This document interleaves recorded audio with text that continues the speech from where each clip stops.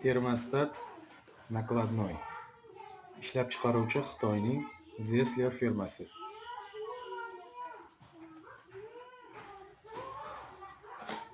Ichini ochib ko'ramiz.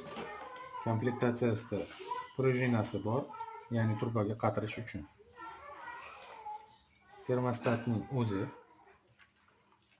har tomonlama ko'rib chiqamiz. Va garantiyli taloni.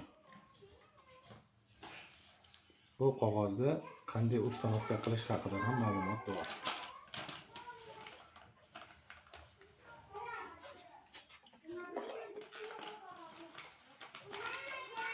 Mana endi ichki tuzilishini ko'rib chiqamiz.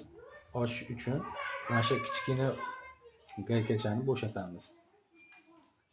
Bu alohida bo'lib chiqmaydi, chunki orqa tomonda ushlab turuvchi tirnoqlari bor. Shkala ko'rsatuvchi tugmani oldik va ichini ochamiz. Ko'rib turganingizdek, ichi ham unchalik qiyin emas.